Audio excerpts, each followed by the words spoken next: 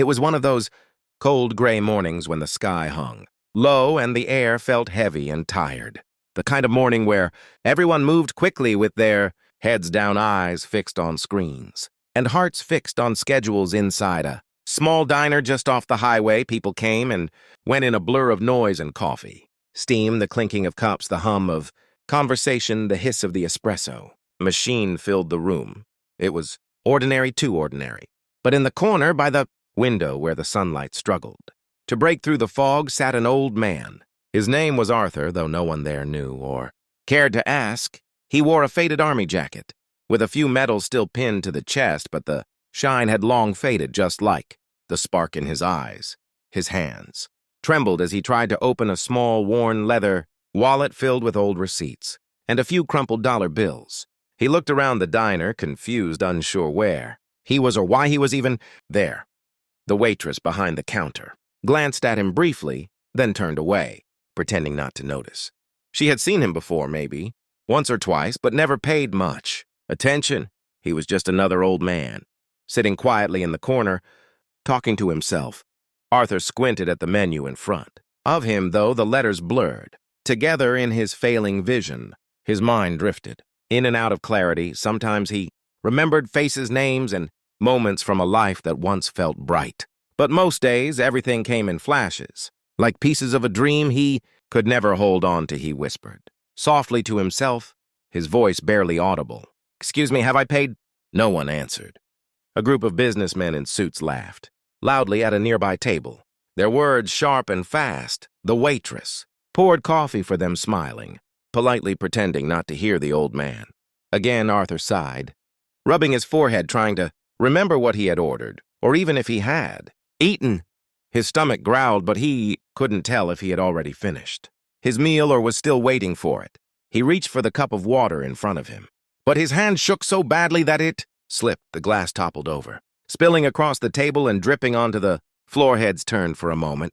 Some people frowned, others whispered, a few just looked away. Arthur stood up quickly, flustered, embarrassed. He tried to apologize, but the words tangled in his throat.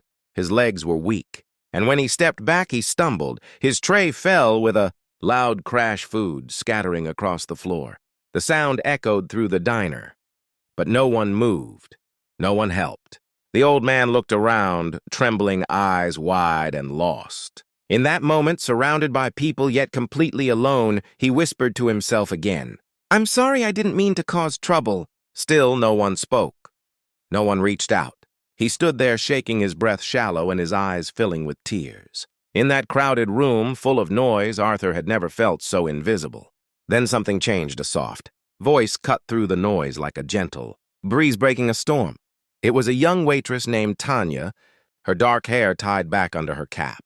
Her tired eyes suddenly full of concern. She had seen the old man fall. She had watched everyone else look away, and something inside her refused to do the same. She put down her tray and hurried over while the other waitresses exchanged glances, wondering why she was wasting time on him.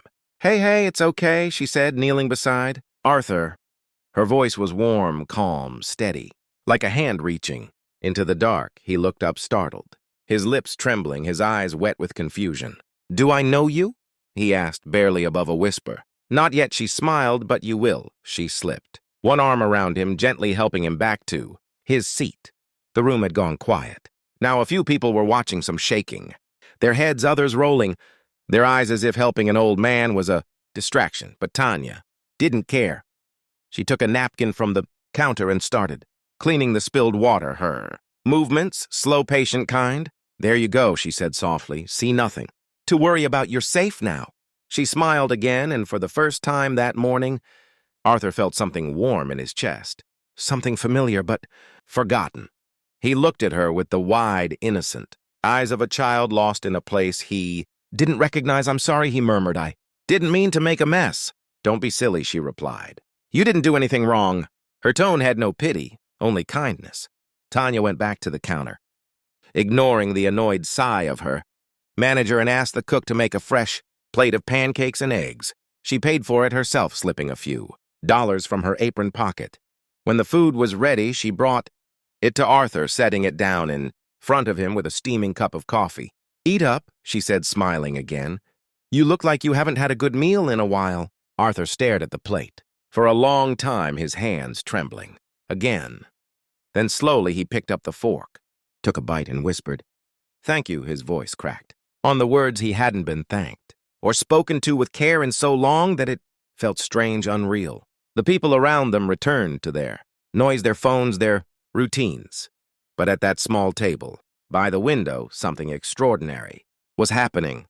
A stranger's kindness was beginning to heal a heart that had almost forgotten what kindness felt like. As the minutes passed, the diner seemed to fade into the background. The noise, the chatter, the clinking of cups all turned into a soft blur.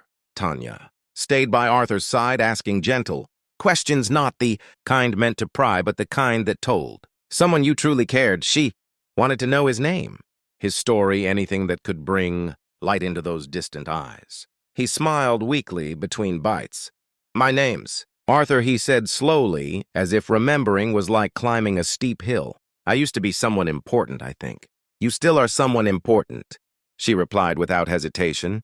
He chuckled quietly, a shaky sound that carried both gratitude and pain. As he ate, he started talking more words, tumbling out between fragments of confusion and sudden clarity. He told her about the war, how he had served overseas, about the medals that now sat forgotten in a box somewhere. He spoke of a wife named Ellen who used to make him blueberry pancakes on Sundays, and a little boy named Michael who loved to ride on his shoulders. Tanya listened quietly, nodding, her eyes soft and full of compassion.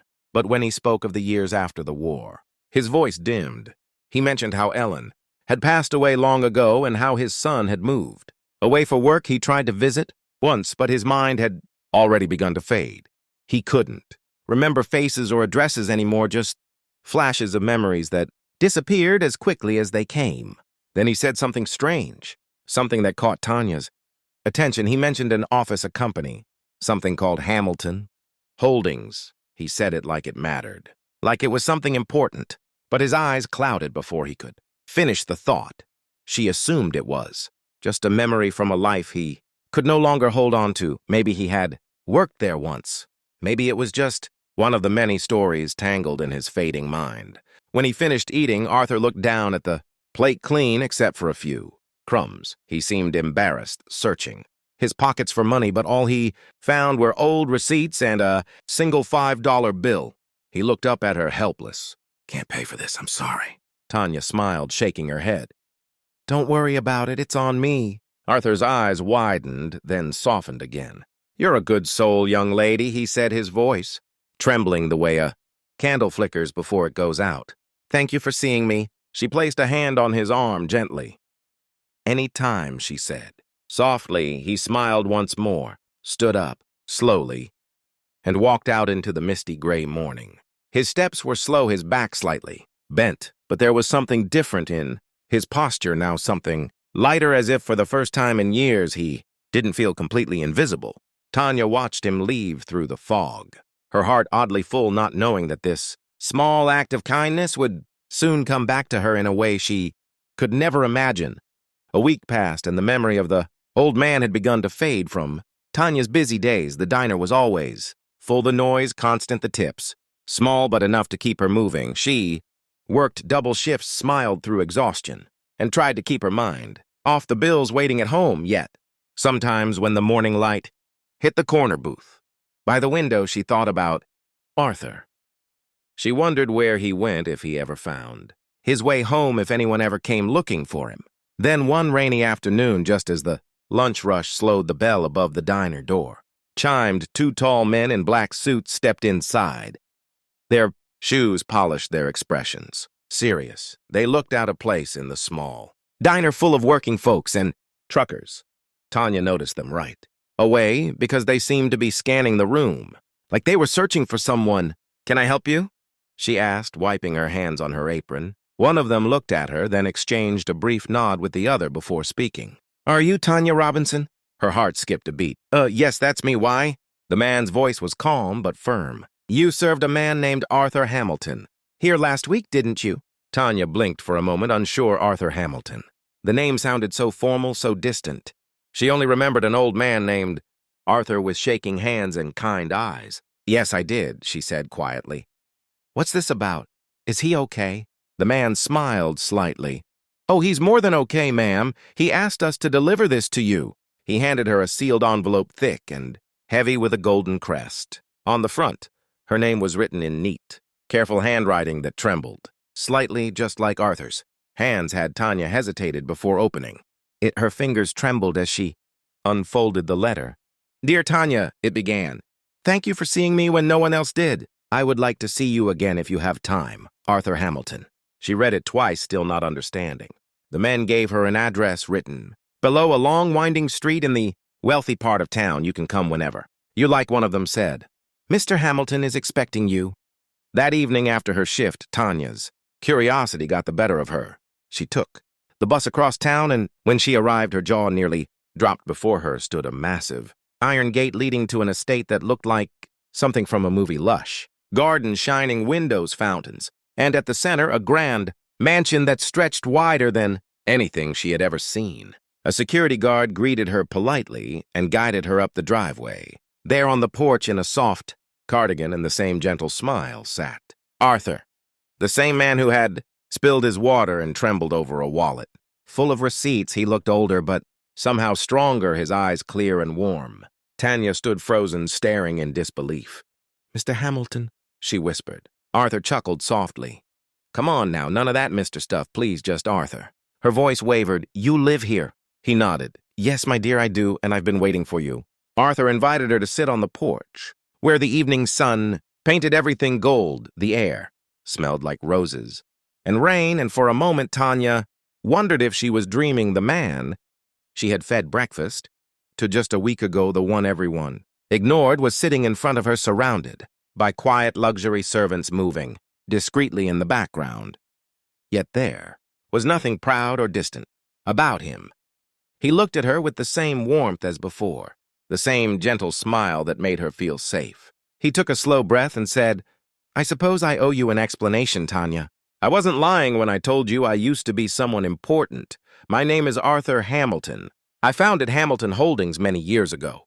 It's a private investment company I built from nothing after leaving the Army. I worked hard all my life, but somewhere along the way I lost something much more valuable than money." Tanya listened silently, her heart pounding. She couldn't connect the man who had struggled to hold a glass of water with the billionaire whose name now appeared on buildings downtown. Arthur continued, his voice quiet but steady. "I was diagnosed with early stage Alzheimer's a few years ago. Since then, I've been testing people. I go out without my staff, without my name or protection. I pretend to be just another old man to see if anyone still notices kindness without status, without wealth." He smiled sadly. "Almost no one does anymore. They look away, afraid, uncomfortable, too busy to care. But you didn't turn away. You held my hand. You treated me like a person." Tanya shook her head, still trying to process it all. "I didn't do anything special. I just did what anyone should do." He leaned forward, his eyes soft but sharp with truth. "Not anyone, Tanya. Only a few."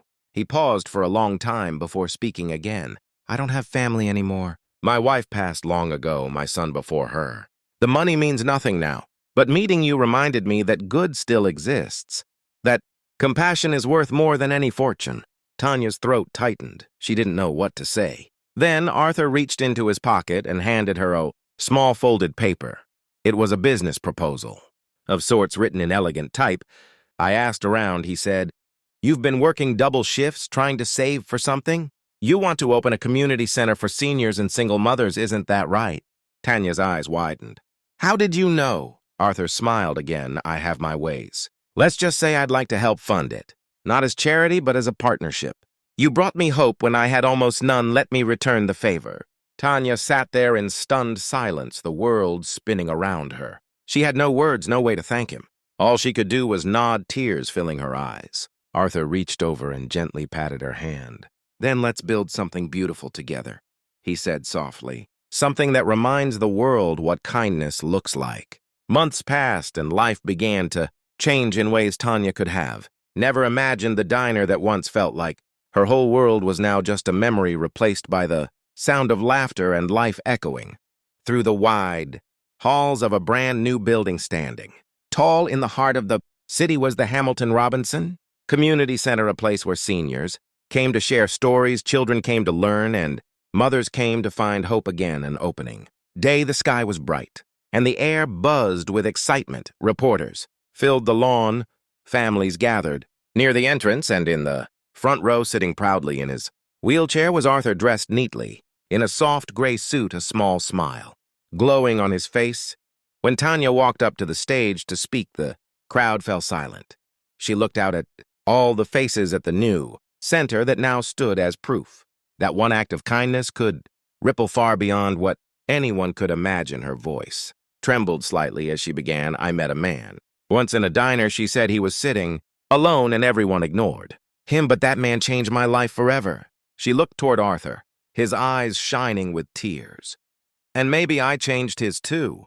The crowd applauded softly, but Arthur's smile said more than any words could. After the ceremony, Tanya sat beside him on the porch of the center as the sun began to set. The two of them watched children running across the yard and older folks chatting over tea. Arthur's frail hand rested gently on hers. "You did it," he whispered. "No, Arthur," she replied. "We did it."